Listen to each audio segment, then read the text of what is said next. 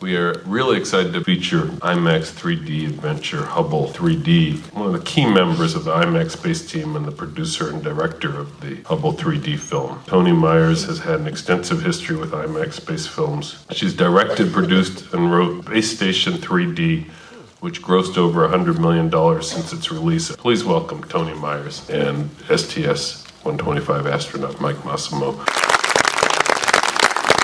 Did everyone like the movie, by the way?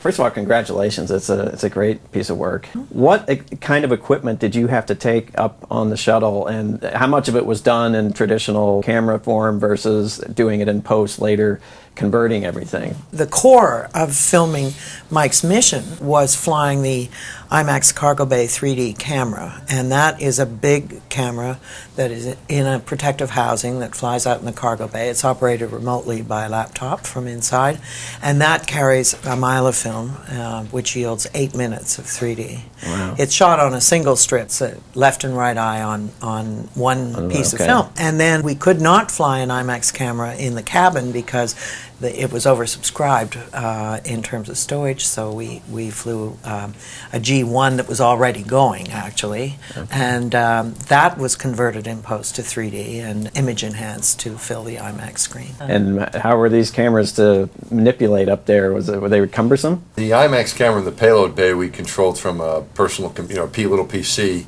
that we had. That we just kind of turned it on and off and chose the lens. So.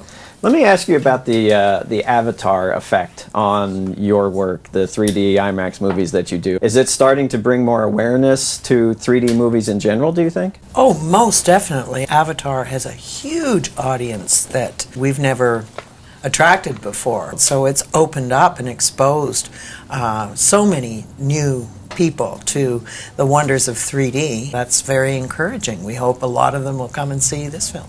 I notice, particularly on the 3D IMAX movies like this one, where the entire time it feels like, I'm as close to you and watching on the movie as I am now. I could reach and touch your knee or something.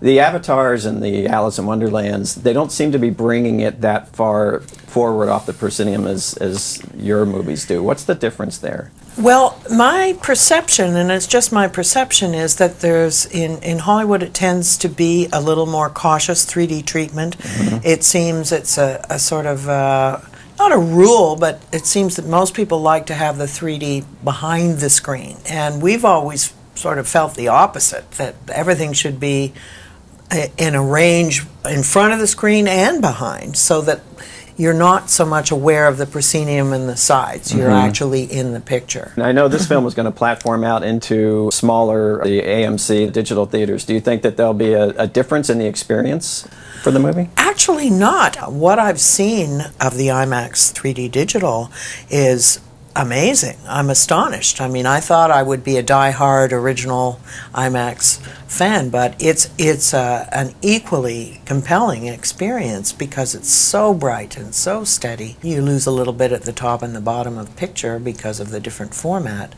but other than that, it's really crisp and bright and sharp, and the 3D is great. The only frustrating thing I've had as an astronaut is when I see all these beautiful things that I can't have my wife and children and niece and the rest of all my friends and all of you there with me. And now I don't have to worry as much about that I'm able to actually share it with them. I can sit next to my wife and my kids and my friends and watch this movie. And you all can see, just be able to see how beautiful our planet is.